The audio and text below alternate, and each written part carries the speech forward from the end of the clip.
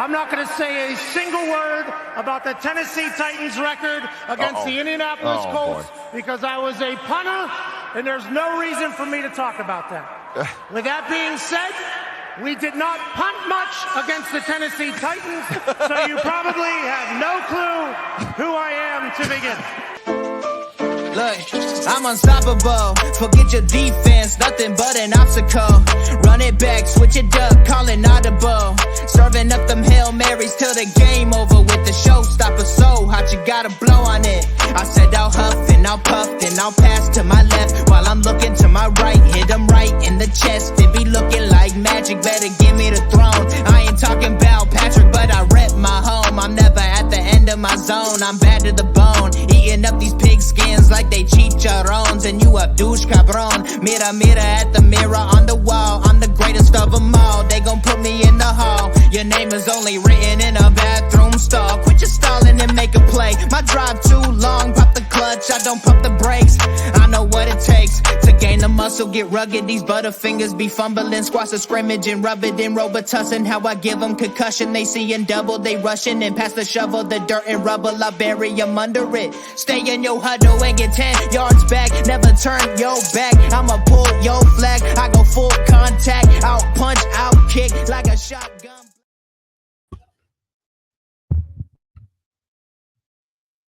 I'm you. Welcome back to another episode of Horseshoe podcast. And guys, how you guys feeling, man? Before we get to this packed show today, how you guys feeling? I know I'm feeling great, man. You like my new background? Oh man, you succeeded with the meme. I tried, bro. Oh my. So my question would be, would that remain your background for the rest of the year? Yes. So you feeling good? You got the meme that you needed, that you've been creating, you worked on, and you got it to be as your background. Austin, how you feeling? I have already accomplished more than Ballard has built this team in literally 35 seconds. Ooh, spicy. Shots fired already. What about you, Austin? You've been in some type of heated mood for the past 2 days as well. So how you feeling? I mean, when it comes to the Colts, thumbs down for now. But I mean, when it comes to the Yankees, we hit a grand slam a few minutes ago. So I mean, it's going good for now. We'll see. We'll see if we can keep it up this game. Yeah, no sweeps allowed. 3-0? Is it 3-0? Yeah. So yeah, 3-0 right now. Shohei's still out. You know, he played. He's been. I don't watch his World Series, and I haven't watched a single. It's been a Freddie Freeman show. I heard, bro. I heard he's balling. He's hit a home run every game. Every game, 6 straight games, 6 straight World Series. I'm sorry, but yeah, it's been a lot of tensions going around our fan base with all the news that we receive, and even losing this game that we absolutely needed. But before we get in the game, let's talk about this. Our network, www.fanbattle network, www.fanbattlesports.com, where you can see all of our past episodes. You can see our merch. Go check our merch out. We're gonna be pretty soon. We're gonna be wearing our merch for you guys to see how we're looking in our merch. I have no doubt we're gonna look good in our merch because it's the coast. So we're gonna look good in anything that's coast related. But yeah, check out our past episodes. Check out what we got coming up soon. Some articles gonna be published with all the news that we got today. It's just the past couple of days is you definitely check out the network with all the coast related things. You may see some other stuff on there, but we don't care about the other teams because you got Titans that are 1-6. You got the Jags that trading everybody and players are hurt. They suck. So right now it's the two teams that are decent or somewhat good. It's the Colts and the Texans. So check out our fan battle network. But the title for the day for this episode is "So Close but Not Enough," and that seems to be a theme for the past 3 games against the Texans. The last game of last season, I think they won by 4. Week 1, they won by 2, and now we got another thriller when they won by 3. With things that we had opportunity to either tie the game or win the game, and here we are again with a thriller. Lost to to the Texans. So, how you guys feeling about that without going too much into the game or reacting to the game? I mean, obviously, we wanted to win this one. It would have been nice to get a win in Houston, division opponent, but we didn't execute early, executed late, but not enough. Yeah, that seems like that's the title. Not enough. Wasn't enough to get the victory. What about you all? What about you, Harish? I don't know, man. Just another so we had a handful of these games over the last, let's just say 5 years, right? I think like 5 or 6 years. It feels like every year there's one or two of these games. This is the biggest game of the season. We're over in all of those. We haven't won a single one. Mm-hmm. It's disgusting, honestly. It's disgusting at this point. It's embarrassing, unacceptable. It's frustrating, and people are like, "Well, be patient." Look, we've been patient for 9 years. I'm done with patience. Every loss that is of this magnitude at this point is unacceptable, and this falls under that unacceptable line. It has nothing to do with Anthony Richardson. We'll talk about him in a little bit. It's just it starts at the top, and the leadership of this team is. Yeah, Uh, yeah, your sound not good right now. I can barely hear you. Either your mic is too far, or you too far from the. There you go. Can you hear me? There you go. And that's understandable. I mean, everything that has been said for the past couple of days from you, myself, Austin, the other fans, they're all valid. I think we're losing Harish. They're all valid. I'm here. And it is like you said. I think every game this year has been one score game. One score game, and we're not getting that. We're not being on the plus side of that, and it is frustrating. I know that's why I made the post earlier saying that it is frustrating, but things could change at any time. One play here and there could change those outcome of those scores, getting that either to be a victory. So we gotta hold our heads up and not our chins down. So let's get into this episode with the first topic being Shane Steichen play calling.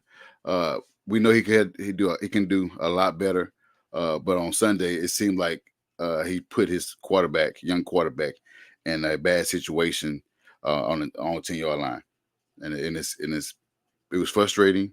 I know he's a great coach and great play caller, but can one of y'all or both of y'all expound on his play calling? Is it bad, or is it something he need to adjust on? He need to just give it up to the OC? I mean, go ahead and expand on one of y'all or both of y'all. I mean, like you said, he has had some great play calling games.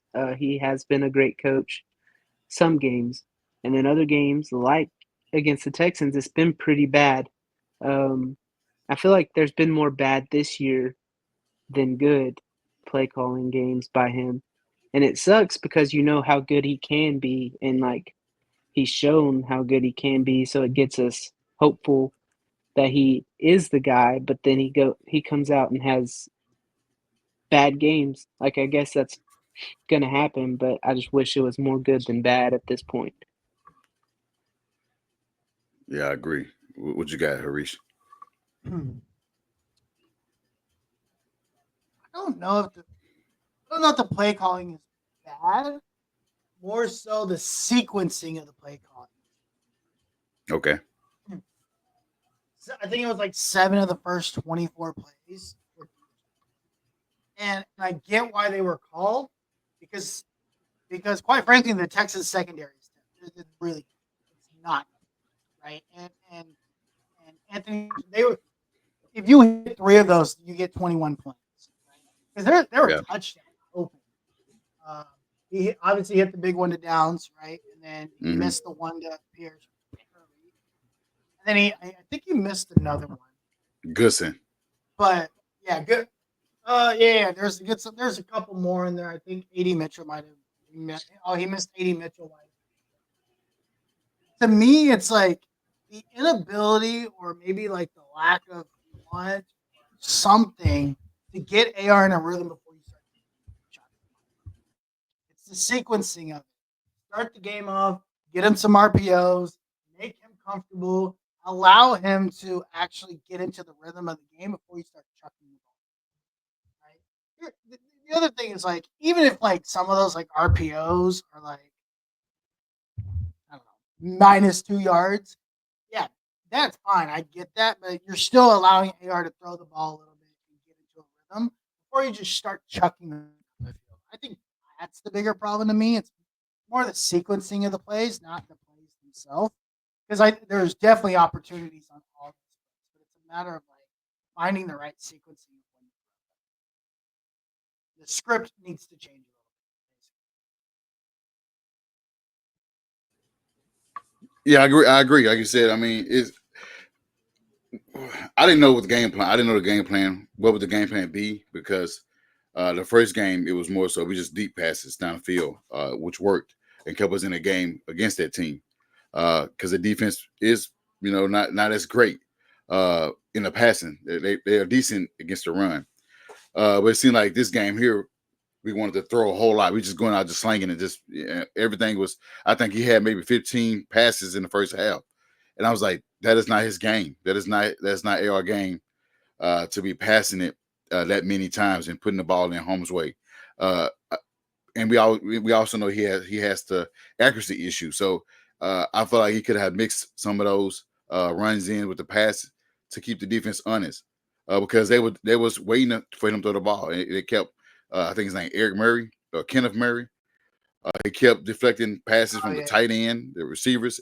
So he was like, it's like they pretty much baited him to throw those passes, and it worked in their favor. And I think he was like 9 for, or it was just like 8 for 20 or 8. It was just terrible. It was like 2 in the first half. But the problem with those passes, those are actually really good throws. Yeah. Michael Pittman Jr. needs to man up and catch the ball. We talk about how great he is catching the ball in traffic. He should have caught that.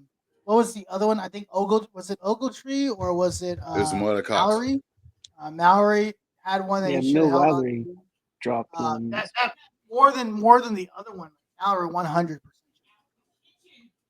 The Mo Alley Cox one, I think that was just thrown a little like too ahead of him. So it's like if he makes the catch on that one because he's going down great, but if he doesn't, it's like just got there too early, right? He kind of jumped the pass. I mean, Murray was everywhere, but the other point is just like these receivers have to help him. The amount of throws that were dropped, unacceptable. If I look at the offense as a whole, yes, we can 2 for 13 is really bad.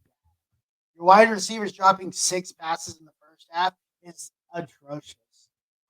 Unbelievable behavior by this entire wide receiver in that first half. They were terrible. They probably were the worst wide receiving core of the entire weekend across college. They were terrible. That cannot happen. And they're setting it's either one of two things. This wide receiving core and Chris Ballard, sold us alive, which is possible. Or 2, they gave up on AR and they refused to catch the ball for him to show that they don't care. And that is a potential problem. That the culture of this team is definitely in question. Yeah, we can't have any culture problem because that's what they pride themselves on was building a culture for potential free agents. So you can't have a culture problem when you have those moments where you need to make a play. Your receivers not making plays. It seemed like it was just the only person that was actually on the field. It seemed like it was just Josh Downs and JT. So we're gonna move along. Let's get to these comments. We got a bunch of flowing in right now from our faithfuls. Sean said, "Hey," AJ said, "Oh boy." Here we go. Sean said, "I'm good." Let's see. Hey guys. Hey, what's going on, Ricky? I think Richardson deserves to be benched at least one game. It could be more. We don't know. I said tear down and rebuild. Just too many problems. I don't know. I don't think you should tear it down. We got a team that is actually decent. I don't think you should tear it down and just go like the Titans. I don't think we should do that. I think we got a team that can still play. Just gotta play better and just win games that we can. I mean, I think every game that we lost has been a one-score game. A player to get us a win, and be looking at a different record. So I don't think we should tear it down this soon.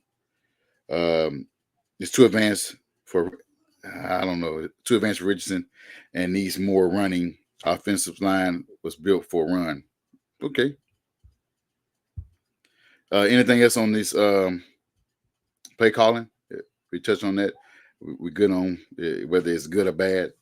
Things can be changed. He is a second year head coach, so will be growing pains. He got a second year head coach, and you got a rookie, somewhat of a rookie quarterback. So there is going to be some bumps and bruises on the way. It wasn't supposed to be pretty coming in, but luckily we have Shane Steichen, not Frank Wright. So shout out to that. If we were like from the Texans' point of view, they probably, if they lose this game, they probably feel just as frustrated. It's not like the Texans were great. They gave us so many opportunities to win this game. Like it's crazy. So I'm not gonna sit here and pretend like the Texans just absolutely like dog walk this, because that's definitely not the case, right? They did not. And it's rarely the case when we play them. I think only like twice I can remember either team lose. It's very rare that it happens, regardless of how good or how bad. But yeah, I mean, go ahead.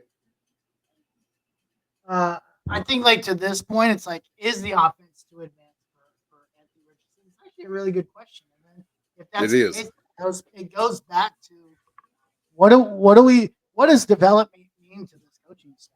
Are we just throwing everything to see what he does this year? Like, are we focusing an offense to building an offense around him to be successful? Because that's what I thought we were going to rebuild an offense and maybe dumb it down a little to make him comfortable, and I just don't feel like we've done that. Yeah, we haven't, and hopefully we've been saying this for years. You thought that this would be the case, and it's not. We just got a long off season. We still got, it's a long season. We definitely have a long off season. Whether changes be made on defense, changes in front office, whatnot. But we'll see what comes for the future. We're gonna move on to our next topic. We don't have to. This topic here, we don't have to, discuss it a whole lot because everybody feel a way about this. But AR subbing himself out the game. He said he was too tired. He couldn't play another play because he did a lot of running up until that goal line where he had checked himself out, and they had AR come in and hand the ball off to get a field goal. What you guys think about that? Is it not so much people thinking too deep into it, or is it him giving up? That's bad on the team, bad look. What you guys think about that? It's a bad look. It's a bad look. It's it doesn't matter how old or how young you are. It doesn't matter what year you're in. It doesn't matter how much you do or don't get paid. At the end of the day, this is the franchise quarterback. This franchise, this team, this organization goes the way he goes. And I think some of what's transpired is the rest of the locker room like, wait, what are you doing? Like, to me, when he tapped his head, I was like, oh, great, he hurt his head. I didn't realize in the moment, he could have easily called a timeout. He could have easily went over to the bench. He could have easily done something different. I think that is 100%. That is unacceptable. There's all sorts of opportunities and ways for him to address that. Tapping his head and going and sitting on the plane and saying, and then I think it was less of like him saying that he was tired and more of like the way he said it. He kind of like smiled like it was a joke. And it's like, dude, this is not a joke. Like we're in the middle of a division fight in the second half where we're tied. We have an opportunity to go score, and you want to take a break. You can't do that. And yes, it is just not a good look because you are this franchise. You are the face of this franchise. Right. So to me, he did it. Whatever. He's young. He'll learn. But at the end of the day, he's the franchise, and it is on him that can't happen. So he sets whether he likes it. I agree. Before you start, Austin, I want to say hello to Teresa. What's up, Teresa? And welcome back to the show. You go ahead, Austin. Yeah, definitely not the best look. I do think it was kind of blown out of proportion. I think people made it a bigger deal than what it should have been. Um, he shouldn't have went out of the game for sure. Um, but you got to look at the plays that he did just have. He threw a 300-pound dude off of him like it was nothing, then ran and took a hit on his leg. And he had to be feeling some type of way to take himself out of the game. But yeah, he shouldn't have done it. But I don't know. He is young and he needs to learn. And he had those conversations with the coaches and with at least Ryan Kelly. So hopefully that's something he'll know to not do ever again. But yeah, definitely not a great look, but I do think it was blown out of proportion by the media that probably didn't even watch the game. Yeah, it seemed like everybody had input. Everybody from all the media, from all the shows. I mean, Pat McAfee tuned in. Darius Butler, two former coaches chimed in. A lot of former players chimed in. Shannon Sharp chimed in. They all had valid points. I mean, you are the star of this team. You're the franchise quarterback. You got the C on your chest as a captain. You cannot check out, no matter how tired you are. Like you said, call a timeout. And it Or all just do something. Do hand it something. off. Yeah, Crazy. so It is insane. it didn't That was look insane. it didn't look good, and smiling about it. Like you said, this is not preseason. This is a live game where their record matters. Your record matters. Now we're just depending on since we got swept, now we are depending on either just making a wild card spot, one of the three spots, I think 7, 8, or 9 seed, or 6, 7, 8 seed, or just rely on the Texans to lose their games because they got a good line coming up. They got a shit ton of good teams coming up where they got to battle. I think they got the Ravens. They got to play the Chiefs. They got a lot of teams that they got to fight to get to where they want to be. So we're gonna have to rely on them to lose.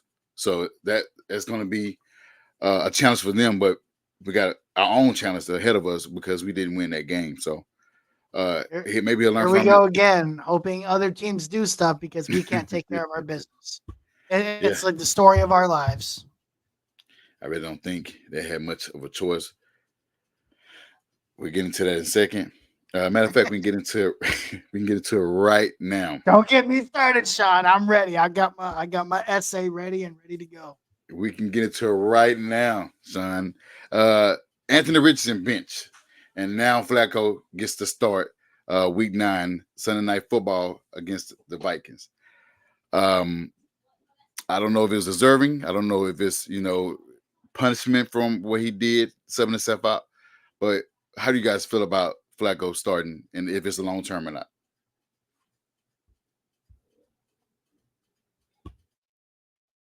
You You go ahead, I Austin. think it's stupid. I don't know if it's long term. I just think they told us when he was drafted, we have to be patient with him because he is developing. He is a project, and we gave him 10 starts.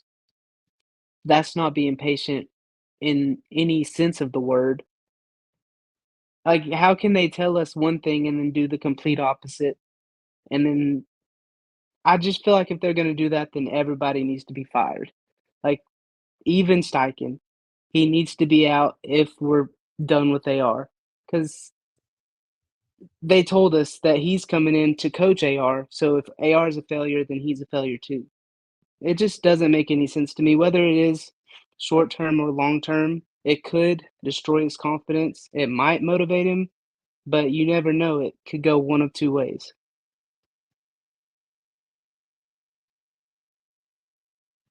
Come to the dark side, Austin.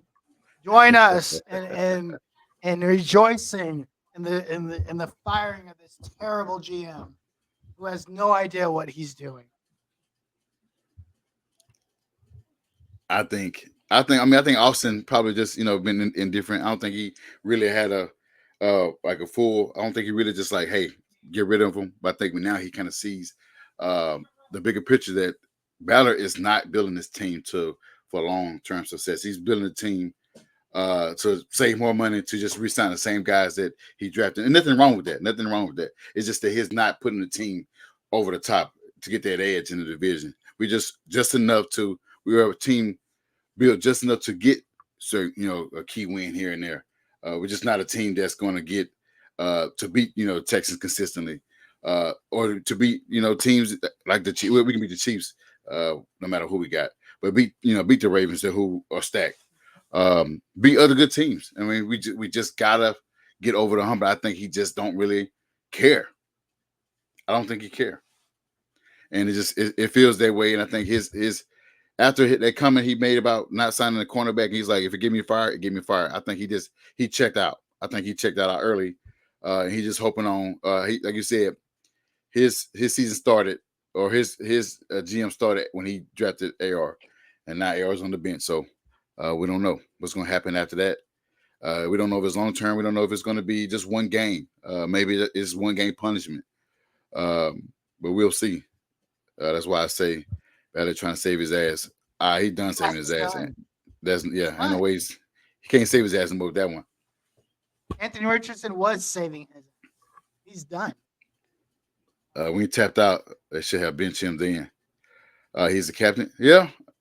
I mean, the game was still available to still win. The game was still in reach to win. It wasn't a blowout. And game was still in reach for us to win. And the way he played or checked himself out, it was just inexcusable. And he shouldn't do that ever again. I don't give unless he's hurt or having some complications with his body. Yeah, that's the only way you should check yourself out. You shouldn't check yourself out because you're tired from running. And you are a 4'3", 260-pound quarterback who's priding himself on being athletic, working out. So that just I don't care. He should have lied. Like I've been saying, he should have lied and said his knee was bruised and he couldn't run anymore, couldn't run and play anymore. And like you said, could have just called a timeout. So it's just embarrassing to see. A bench for a dude who threw back-to-back pick six in the playoff. I mean, that's old news. That's when he with the Browns, another bad organization. I really can't. I don't want to talk about his tenure with a team that was that he did take to the playoffs. So, but nevertheless, he did throw 2 pick six against the Texans, and they got blew out. But he's with the Colts now. Flacco won't win any more than Richardson. I mean, so what, Sean, I'll ask the question to you and everybody else. What are we getting frustrated about then? Everybody's getting mad because AR is being benched. Everybody's mad because Flacco is starting. So what are we doing here? If I did see Austin say 9-8 is different. I mean, if the goal is to be mediocre, why are we being frustrated that one of the others being benched and the other is starting? Because a 9-8 with Anthony Richardson is different than a 9-8 with Joe Flacco. It is different. That simple. It's different because you are taking, again, it goes back to what Austin was saying. They asked us to be patient. We have been patient. 9-8 to me at least shows that to me, if we went 9-8 with Anthony Richardson, it shows that some sort of development is happening, right? Whether that's positive, negative, neutral, up and down, whatever. Something was happening. That shows a sign of like whatever. Right? By you taking it back, by you basically benching a project that you picked as the number 4 pick in the draft. This isn't like a 4th round pick or a 3rd round pick. This is the 4th overall pick in the draft. Mm-hmm. You basically said, hey, we took a project. We know that there's going to be bumps and bruises. We might not go 14-2 next year or even the year after that. But give us time and we're going to figure it out. But instead, what you did was you failed the guy by putting him in a position to say, hey, 10 starts into this. All right, we're going to bench you because now all of a sudden going 9-8 with the 40-year-old for the 4th time in 5 years is more important to you than developing the quarterback that you told the entire fan base to be patient for. This is organizational failure. It stops at the top. It starts with Jim Irsay, goes down to Chris Ballard. I don't even be, and that's why I don't give Shane that much. You know, let's give him 10%, right? This is a Chris Ballard, Jim Irsay failure at the top. They set this guy up to fail. He failed. They don't pick him up, and they just basically throw him away after telling the entire franchise and telling the entire fan base he's a project. They basically like took the science project. They knew they screwed up, and they tore the whole thing up. And so, yeah, this is a failure on Chris Ballard, and he should be fired. He should be handing in his resignation tomorrow. It's unreal that they. I completely disagree with going with Joe Flacco because I do think we're going to be 9-8, and that 9-8 feels like the same 9-8 it's been for the last years. No different. We're going to be middle of the road, picking it up a draft, not doing anything in free agency because we like our guys. It's going to be the same thing over and over. It's like a what is that? Isn't there like a show or a movie where it's like the same thing? Like you wake up and the same thing is happening over and over again. That's literally what's happening. A marathon. There, marathon. Whatever book or movie that you can think of that is that. That's exactly Well, Teresa said that the last play against the Commanders should have been us. Well, it would have been us had our quarterback run out of bounds, but he chose to run and slide inbounds, which with 20-some seconds, which cost us probably another 5 seconds off the clock. So we had our opportunity, but his awareness, lack of awareness on that play cost us, extra couple seconds. But then also we still had a chance to throw a Hail Mary, but our offensive line that let 3 rushers get to him. Yeah. That's ridiculous. Like, give him some time. They're rushing 3 people. I agree. Sensei he was upset that he tapped out. I was on board with the developing. I'm still on board with developing, but Ballard shouldn't have wasted a 4th pick we don't know what they was doing. There's no other option. They don't know what they're doing. Well, after CJ left and Bryce Young left, there was no other quarterback that you could get. Henry Hooker was still hurt. He was recovering from his injury, and he's older. I'm sorry. You see what happened with Will Levis. He's older. He's supposed to be a surefire coming out of college, pro-rated quarterback, and he got benched for Mason Rudolph. You know what he could have done? He could have picked up another valuable piece like a defensive end, a cornerback, a wide receiver 1. There's so many other pieces. As a matter of fact, let me go back. I want to see who's. I'm going to do that, and y'all continue. All right. They trust AR they thrust AR into the spotlight. Said he was that, and when he didn't perform, they did what they had to save. That's still not a good look though. Once you say that this guy's going to be a guy that's going to be in going to be in the spotlight, he's going to be your captain, he's going to be your future. You don't then bench him because whatever. But if that bad plays that was supposed to happen, then let those plays happen. Let him continue making those bad plays because at some point he learned from those. Go ahead.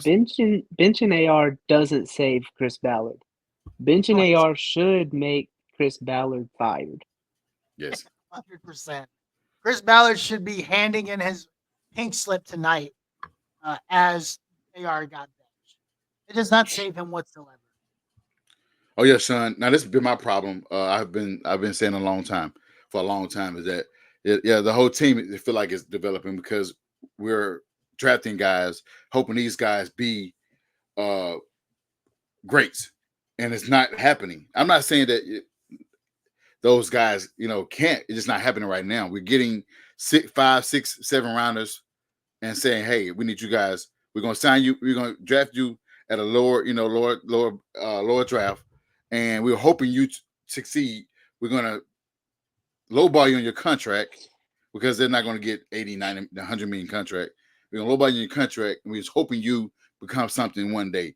We're hoping you be a Robert Mathis or, a guy that was in late round picks. and it's not really happening. It's not happening this way. I mean, it's this is Balor way of this is his philosophy. Over the years, we didn't say it. This guy, we had 90 million, we had 70 million, we had 60 million, we had 50 million, we had 40 million in cap. And the guy said, you know what? One day we'll sign a guy when we build our culture. Well, how long you been building the culture?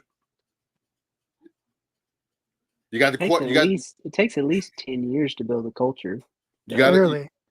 I mean, so I mean, Houston and the Chiefs, they must have been like on crack or something because it takes 10 years. So he's not is either he's making excuses or he just don't know how to do it. I'd rather him say, you know what, I failed you guys and I can't no longer do this job, and I'd rather step back than to continue saying, hey, every year it's my fault. I fucked up and I realized it for 9 years in a row. It's time to go ahead and own up to it. And it's time for either Ursay, or one of the Jacksons. What's the name is? Crystal Jackson. I don't know which one is which. One of the daughters, go ahead and make a move and let this man go. Because if not, Ursay going to keep him. Real quick, here's what was drafted around Anthony Richardson. So, the Texans traded up and got Will Anderson. Devin Weatherspoon went at 5 after the Seahawks traded up. Paris Johnson, offensive tackle, went to the Cardinals. By the way, he's really good. Tyree Wilson, he sucks because the Raiders suck. Bijan, he sucks because the Falcons have no idea what they're doing. Jalen Carter, number 9. Imagine Jalen Carter on this defensive line. Lucas Van Ness, number 10, defensive end. Roderick Jones, number 14, offensive tackle. Will McDonald, outside linebacker for the Jets. Manuel Ford, corner. Good. Christian Gonzalez, corner. Jack Campbell, linebacker. At the very least, they could have traded. They could have got one of those pieces, had another terrible season, and been like maybe a top 3, top 4 pick again this year, and then take it. You waited 8 years. Why not wait another one?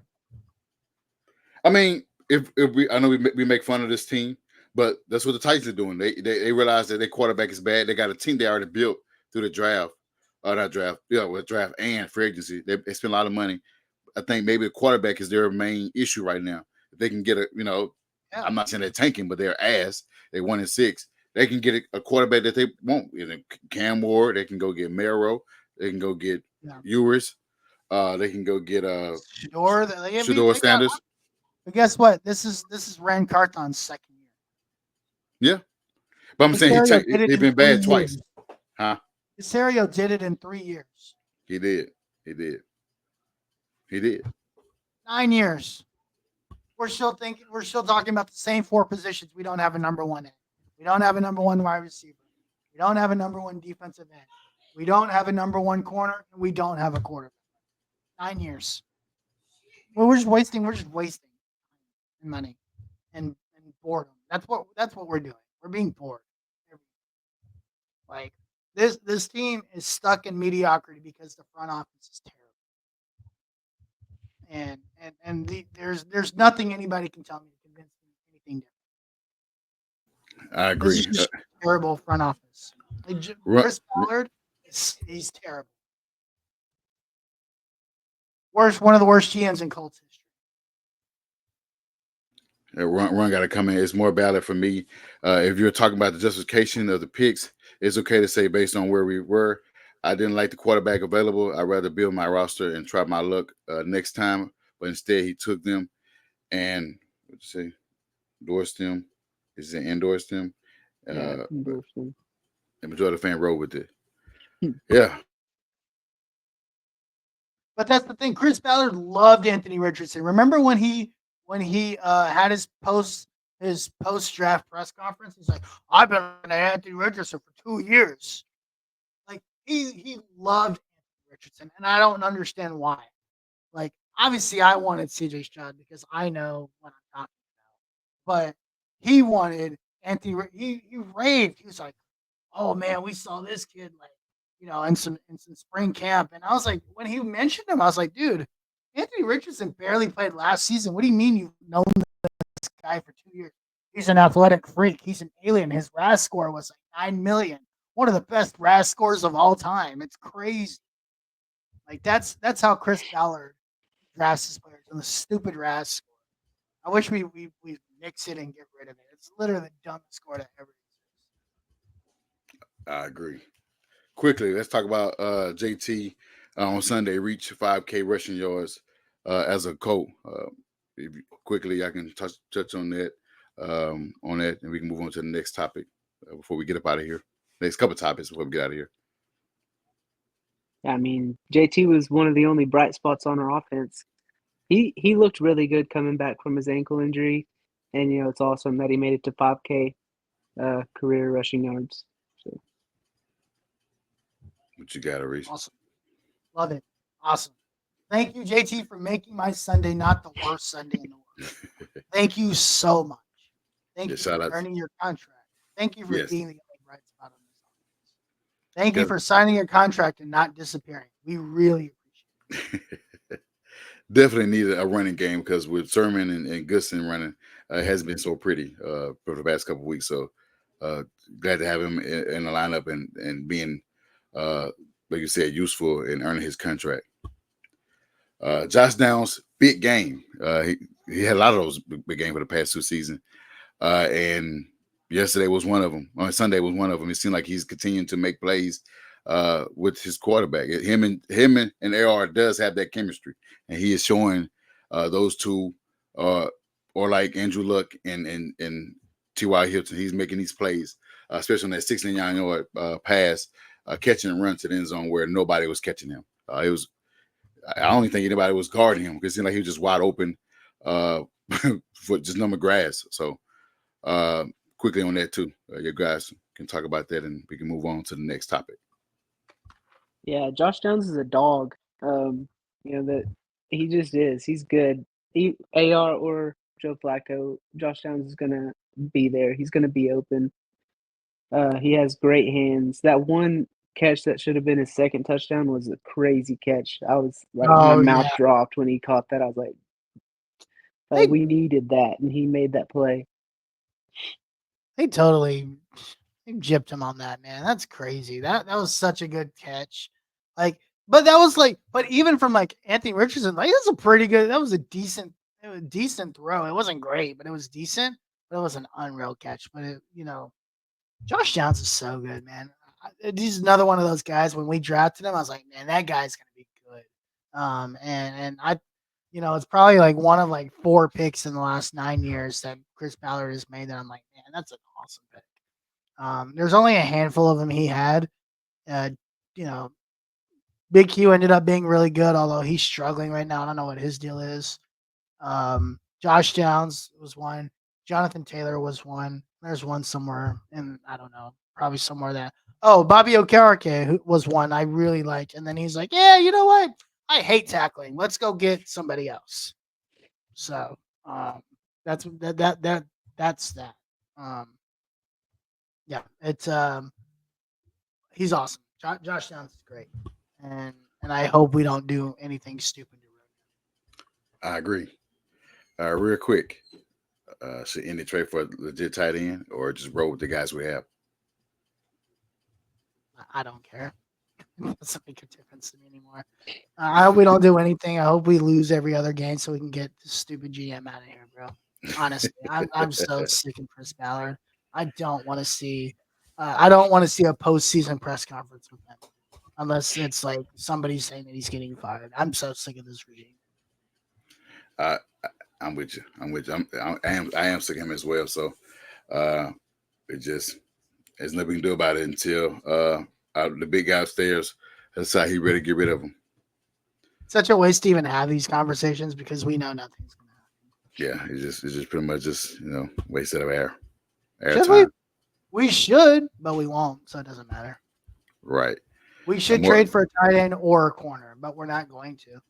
Loves Arrow too. He does love him. So I don't think we've seen the last of him. I think we'll see more of him for the future. If we start to see a little bit of Jim Irsay a lot more the next 2 to 3 weeks, you know Chris Ballard's done. He's next. Remember, that's kind of how we started to see it when they got rid of Frank Reich. You started to see a lot more of Jim Irsay.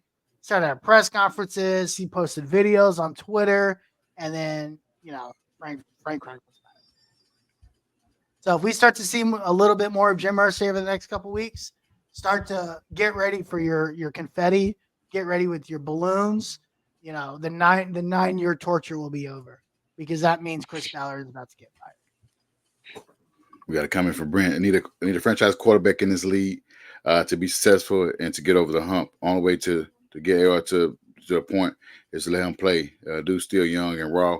Roster that is put together right now isn't bad. I agree. Let's I just hope it doesn't hurt his feelings. I mean, this is he in the big leagues now. Business, man. It doesn't matter. It's a business. It's a business. I mean, we got Flacco who just went to a team that was bad, took him to the playoffs, won comeback player of the year, and signed a backup role with the Colts. It's just a business. I mean, he knows he's not going to start anywhere, but I mean, he's starting now, but he knows he's not going to come into the season as a starter. But he knew that coming to Indy, there's a possibility that he was starting. He got that opportunity a couple of times this year. It's just a business. There's no feelings in this business. That moves are being made across the league. Players. DeAndre Hopkins went from a 1-6 team to a 7-0 team, and he's feeling good about it, saying that he's now playing for. He's playing a meaningful game or He having meaningful football, coming from a bad team to a good team. So it happens all the time. We just gotta look at it as a business. I mean, they don't care. A team don't care about your feelings. You can have a good game and they trade you the next day. Look at the guy from the Commanders who was turned in the sideline, and then he's the same guy that tipped the ball to Noah Brown. Just and now you're on the ground with your hands on your head, looking with the shit face. So things do happen a lot. Just changing of events, man. Change of events. Josh Down can be our number one easily. He probably doesn't have to do much. This wide receiver core is so terrible. He probably doesn't have to do much. There's no good quarterbacks in this coming draft, so I don't know. Not too many of them. I mean, it's only a couple. Maybe I think it's 4. But I don't think we're gonna lose that many. I don't think we lose that many games to get those 4. Because they probably go out. They probably go top 15. Those 4 quarterbacks, because a lot of teams need them. Let's go ahead and get into this game. It ain't really much that we can't get into because we lost again. But I mean, there was some positives in this game. Dio, he played good. I thought I was cardio arrest because after he got that fumble, I thought he scored a touchdown and they got called back. So let's go ahead and react on this game on either offense, defense. One of y'all take offense and the other take defense. You could take the defense because that's the easy one. Yeah. Defensively, we got a lot of pressure on CJ, which is what we all said we needed to do. Mixon had a good game, not as good as week 1, but still impacted the game pretty good. We couldn't tackle him on a few plays, which was frustrating to watch. But yeah, Dio, like you mentioned, he had a great game. They made us think that he had that scoop and score that would have put us up late. I think we did enough defensively to win the game. They didn't score a ton on us, 23-20, but we just didn't get it done. Actually, overall, I don't think the defense played bad at all. I thought the defense played pretty well. They gave out some plays here and there, and there's still a tackling issue, but overall, I thought the defense did just fine. I think they were good enough to win that game. But offensively, it's everybody's fault. I think it started with AR getting to me, it's like to start the game, the first 3 to 4 drives, AR, actually threw some really good balls. Receivers just didn't catch them. They let some small dude take balls out of their hands.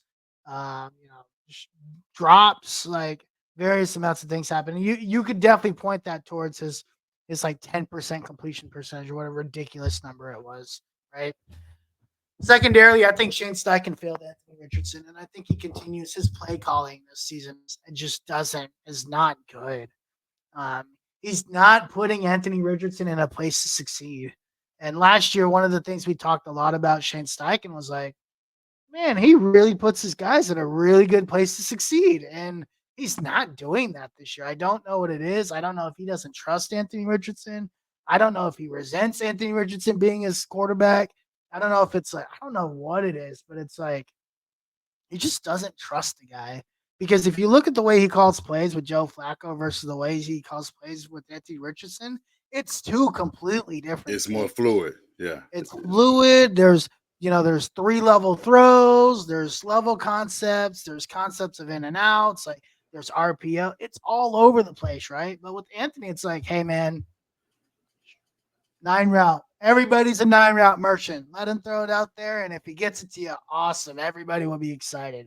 If he won't, nobody will be surprised, and neither will I. So it's almost like, has Shane given up on him? Like, I hope not. I hope like your coach doesn't like unopenly give up on and which makes me believe is the Joe Flacco move more of like Shane showing him, see, this guy can't do anything. He's terrible because it's not his quarterback, right? It's not the quarterback that he wanted, right?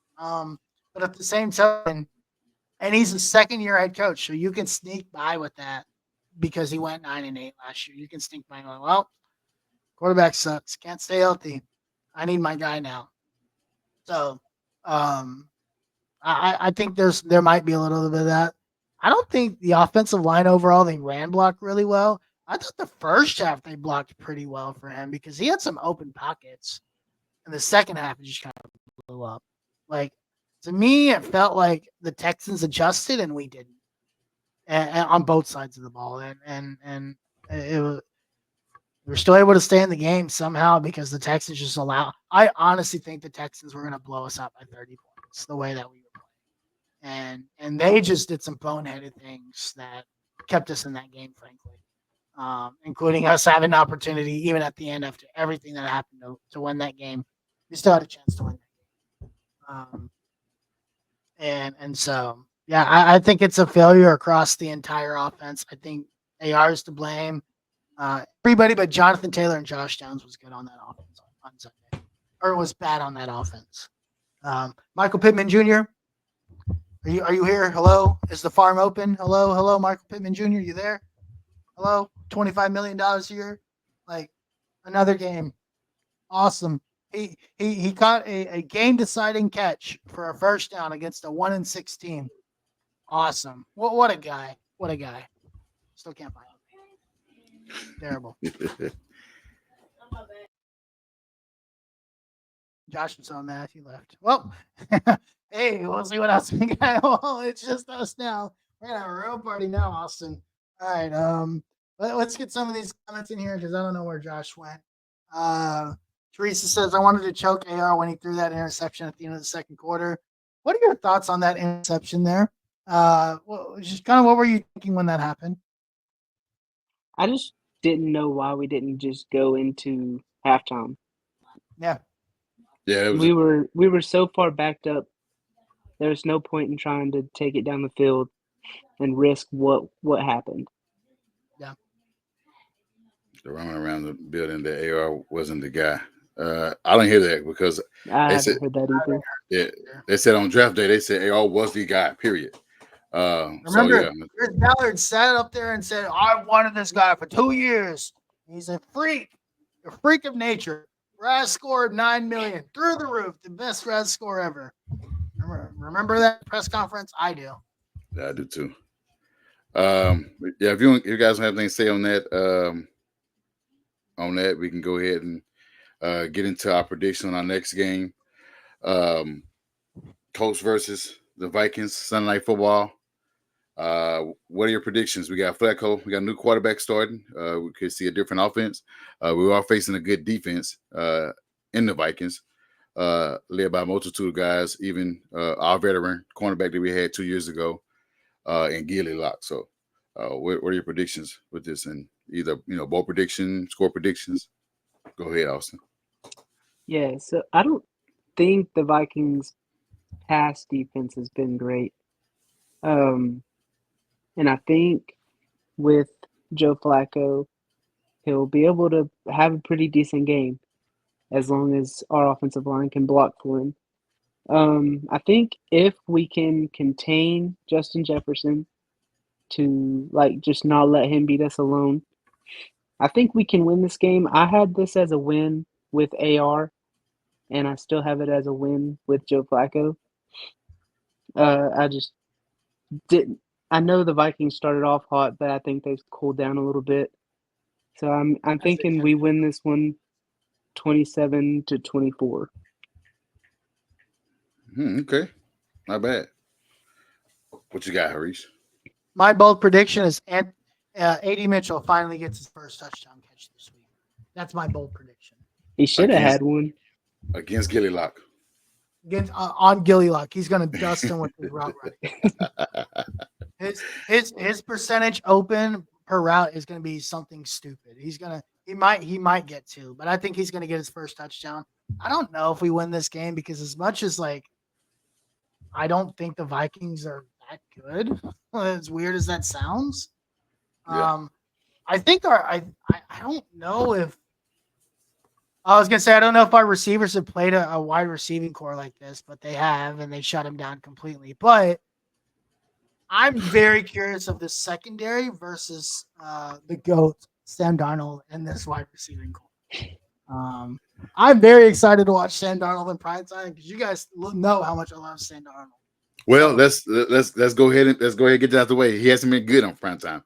He's been pretty bad at every stop he was at. So hopefully this continues. He's also been a part of the Jets and the Panthers. And of course, I'd be bad too. So hopefully, look at Bryce Young. People think that guy sucks because the Panthers can't even come up with the right coach. And they're like, hey, you know that guy that's a potato head? Let's go sign him. And then they fired him after 8 weeks. So yeah, that guy. No wonder they fired him because he really does. Yeah. Man, I don't know, dude. I really want to win so bad because this could be a confidence booster, but I'm gonna be pessimistic. I say we lose this game 30-24. Is it 30-24? Yeah, 30-24. I think I don't know, man. Maybe I've just gone into full pessimist mode, and I'm like, what would it take for Chris Ballard to get fired? Losing. Well, it does not. That don't work. We've been doing it for years. He have a losing record as a GM, so losing hasn't been the motive for him to be fired. So no. You bench your franchise quarterback. You bet your money on, and then you go on a losing season. You out of there, bro.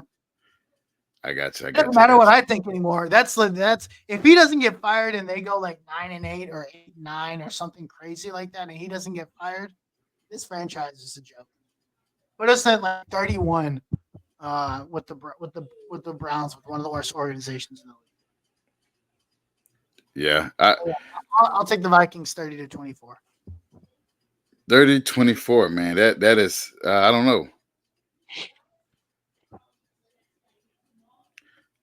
I also before this all came about I had this even with JJ McCarthy starting that we was going to lose this game, and I'm going to continue that with no matter who we start at quarterback. I think that team is set up to succeed, and they need a quarterback that can the Vikings need a quarterback that can move the chain. They got some excellent receivers. They got a nice tight end. Aaron Jones is a good running back. And we know that it's a thing for us is we can't stop the run game. Joe Mixon, we had him stopped for the first half, but second half we forgot how to tackle. The guy nearly closed the game out 4 minutes in the second half in that fourth quarter. And they got a decent defense that I'm worried about, even for an older guy.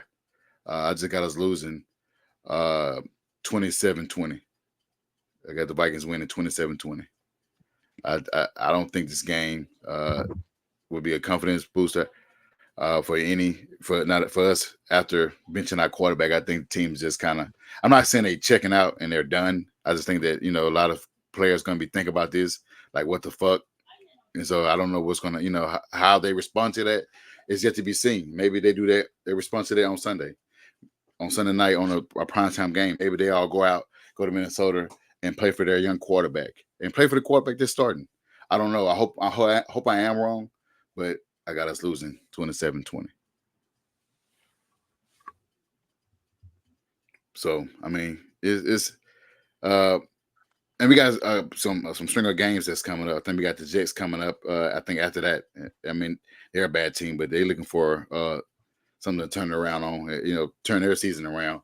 It could be us. So we got the Bills after that. So we got it's not pretty for the next couple of games. As bad as I want this game coming up, if we can't get this win, great. But we got a lot of games coming up in that division, AFC East, and it's not looking pretty right now. The Bills are. I'll tell you right now. I don't know. I didn't even. Were the Bills off this week? I think. Let's see. Let me. Or last week? I don't remember who they played. Who they played? They won. Yeah, I think they lost. Let me see. I just double check that while y'all talk. I don't remember who they played. I know they played because I have Josh Allen. Oh, the Seahawks. They destroyed the Seahawks. Yeah, they beat the brakes out them. Yeah, it wasn't pretty at all. So they got us. Baltimore only had one reception for 3 yards, and they won by 3 touchdowns. So matter of fact, I was wrong. After the Vikings game, we got the Bills. So we definitely need this game because the Buffalo game is not going to be a pleasant one. JT will just run for 300 yards again on them. I sure hope so. That's probably going to be our only way of beating them. I hope so. But yeah, guess we're gonna read a couple comments and we'll get up out of here, guys, because we've been on it too long. What to say? Yeah, it was the exact same play too. It was intercepted. They lied. Teresa got us winning 21-17. I hope so. I'm glad you have the faith. Sean got us winning 27-24 Colts. I think they took AR out so that he could play Vikings, Bills, and Lions. Ooh. Oh. That would be a heck of a strategy. Yeah. I was going to take the Vikings, but the Colts fan, I'm hopeful. Oh, so he wouldn't play the Vikings, Bills, and Lions. Oh, yeah. I got you, Teresa. Oh, yeah. You say, That'd yeah. Heck of a strategy, man. I don't know.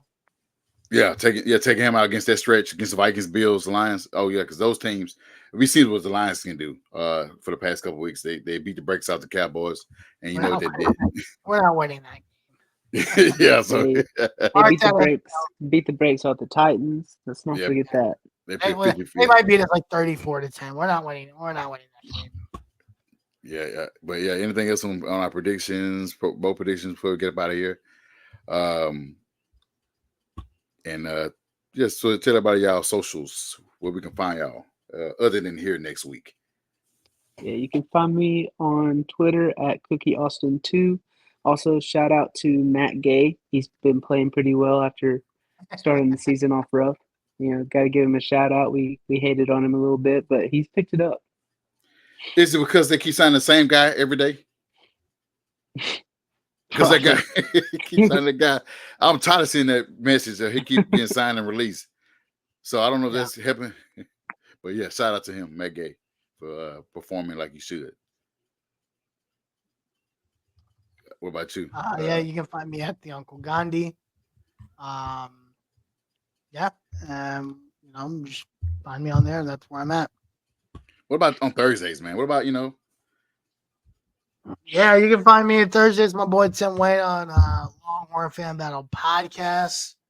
If you're a Longhorns fan, no Longhorns fan. If you're an SEC fan, check us out there. Whew. We're about to head into a brutal stretch of the season. All of a sudden, apparently, like Texas A&M decided to be a football team already. So that game of the season is going to be very interesting. First time back in College Station, it could potentially be for a spot in the SEC title game. We'll see how things go. To play probably the fake orange, the fake orange and white.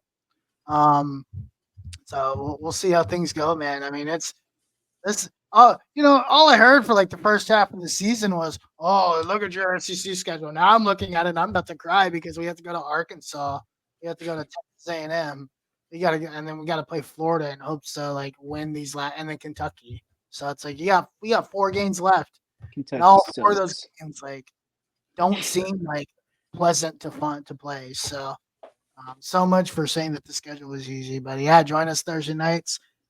This week's a bye week, so we'll just kind of be chilling and hoping and praying Quinn Ewers remembers how to throw the ball.